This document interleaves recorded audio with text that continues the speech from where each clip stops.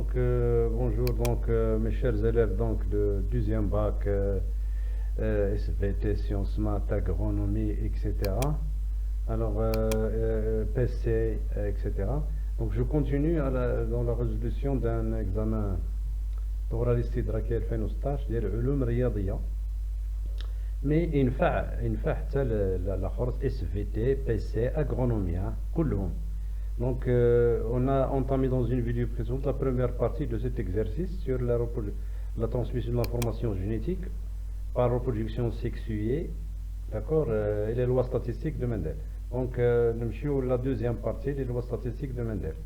Donc, pour étudier le mode de transmission de quelques caractères héréditaires, on réalise le croisement entre des variétés de pois, plantes angiospermes.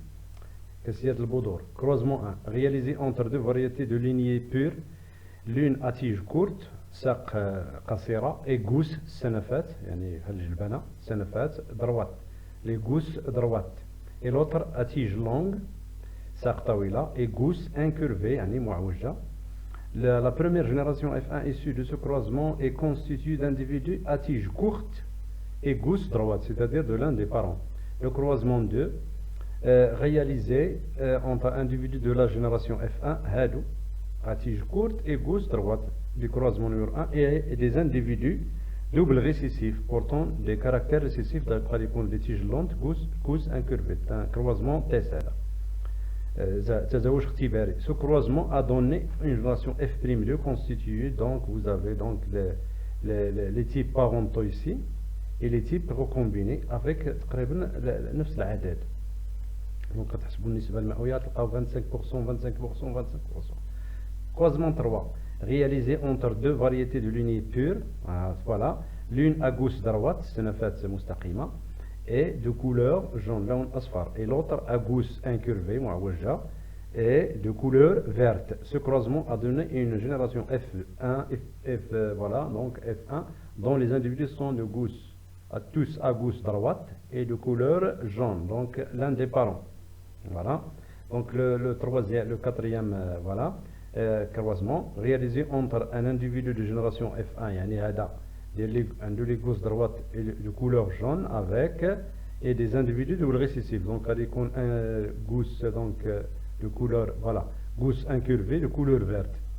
Alors c'est un croisement test aussi. Ce croisement a donné une génération F'2 constituée de 799 gousses droites de couleur jaune, donc le parental, dominant, et ici le parental récessif 804, un gousse incurvée de couleur verte, d'accord. Donc les autres sont les types recombinés, voilà, gousse droite couleur verte, gousse incurvée couleur jaune. C'est un croisement test. Donc vous voyez que les parentaux كبر من les recombinés. Donc هادو 100% gènes liés بلا ما نسبق الأحداث. نمشيو مع السؤال الأول 3A. Que déduisez-vous des résultats du croisement numéro 1 et du croisement numéro 3? نمشيو le croisement numéro 1. C'est quoi? Le croisement numéro 1, c'est le premier croisement. Donc deux variétés de lignées pures, tige courte, gousse droite, et l'autre tige longue et gousse incurvée. La première génération F1 issue de ce croisement constitué donc de tige courte, gousse droite. Donc la question c'est que peut-on déduire? Que déduisez-vous de ces résultats du premier croisement? Donc il faut dire, il s'agit du dihybridisme. La génération F1 elle est homogène, donc la première loi de Mendel est réalisée. Bon, les gènes, donc l'allèle responsable de tige courte domine l'allèle responsable de tige longue. L'allèle responsable des gousses droites domine celui des gousses incurvées. Donc voilà donc ce que vous pouvez dire. La première loi de Mendel, d'hybridisme, génération donc 1 F1 donc homogène. La première loi de Mendel vérifiée, et vous décrivez la dominance des allèles. D'accord. Le croisement 3. Réalisé entre deux variétés de lignes pures, l'une à gousse droite et l'autre à couleur jaune. L'autre, voilà, les gousses droites et de couleur jaune. Et d'autres gousses incurvées de couleur verte. Donc la génération obtenue, gousse droite et de couleur jaune. Donc la même chose, il s'agit d'un dihybridisme voilà, deux caractères, étude de caractère. La première génération, donc, elle est homogène. Donc, la première loi de Mendel, elle est vérifiée. L'allèle responsable des causes droites domine l'allèle responsable des cousses incurvées, et l'allèle responsable des couleurs, de la couleur jaune domine celui de la couleur verte. هادشي اللي يمكن لكم تقولوا في هذا السؤال هذا. صافي. Alors, B, à l'aide des résultats du croisement numéro 2 et du croisement 4, déduisez en justifiant votre réponse comment se transmet les caractères étudiés. Donc, c'est un croisement test. Alors, on a obtenu 4 types, 4 phénotypes, 2 parentaux et 2 recombinés. Mais ils ont les mêmes pourcentages. 25%, 25-25. Donc, les deux allèles responsables de la taille de la tige et la forme de la gousse, voilà, donc les deux gènes, ils sont indépendants, c'est-à-dire situés sur deux couples de chromosomes différents. Ou la justification, c'était le même pourcentage, 4 phénotypes, 2 parentaux, 2 recombinés avec les mêmes proportions, un quart, un quart, un quart. Alors le croisement 4 types recombinés, mais 2 parentaux dont le nombre est très élevé par rapport au type recombiné. Donc les deux gènes, c'est-à-dire la forme de la gousse et la couleur de la gousse, donc sont liés, c'est-à-dire situés sur le même couple de chromosomes. D'accord? Quatrième question. Donnez les génotypes des individus de la F1 issus du croisement numéro 1 et les génotypes de la génération F1 issus du croisement numéro 3. Donc, هنا غادي يكونوا هادو F1, donc le croisement 1. غادي يكون فيه l'allèle, donc il faut utiliser les allèles donnés ici. Donc, غادي يكون L sur L et grand D sur petit d. Donc le premier génotype, bien sûr. D'accord. L'autre donc c'est-à-dire le croisement numéro 3, غادي يكون grand L sur petit l et grand J sur petit g.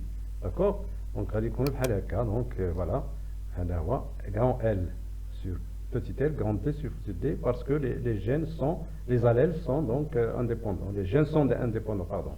وهنا غادي يكون L مكتوبة هنايا بالطريقة هذه L sur grand L sur petit L, grand G sur petit G. D'accord. Voilà. Donc ce que vous pouvez, donc ce qu'on peut dire. Donc ça c'est donc la quatrième question. Donner les génotypes des individus, on a donné.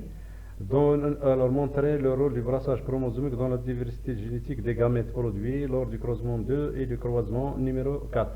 Donc la formation le croisement numéro 2, la formation des types recombinés, elle est due au brassage interchromosomique, c'est-à-dire الافتراق المستقل للحليلات أثناء تشكل أمشاج F1.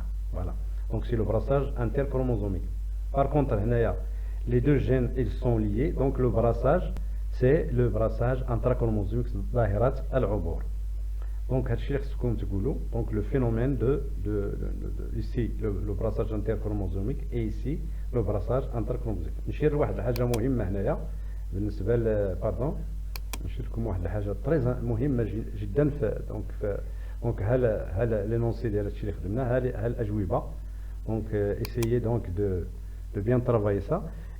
هنايا في التنقيط ديال هذا السؤال هذا 3A عندك هذا الشيء الكلام كله على 0.25. هذا الكلام هذا ديال الاناليز ديال لو كروزمون نيميرو 1 0.25 وفيه ما يتقال يعني بزاف الكلام. هنا لو كروزمون نيميرو 3 سي لا ميم شوز بزاف الكلام و 0.25. دونك انا تنبه هنا المفتشين اعاده النظر في التنقيط. كيفاش التلميذ مسكين دابا اللي قال كلمه واحده هنا واش تعطيه النقطه واش ما تعطيش وهي صحيحه هذيك الكلمه ولا جوج كلمات ولا جوج اجوبه مثلا صحاح، واش هاد 0.25 واش كافيه ما كافياش. داكوغ. دونك نتمنى لكم دونك هذا هو العيب ديال هذا التمرين. بالنسبه للاسئله الاخرى راها مزيانه. العيب ديال هذا التمرين هو هذا الجواب ديال 3A. دونك جو فو سويت دونك بون شونس. نوريكم الاجوبه. دونك الاجوبه اللي خصكم تقولوها هي لو كروازمون نيميرو 1 هذا فوالا خصكم تقولوا هادشي كله على 0.25. لو كروازمون نيميرو 3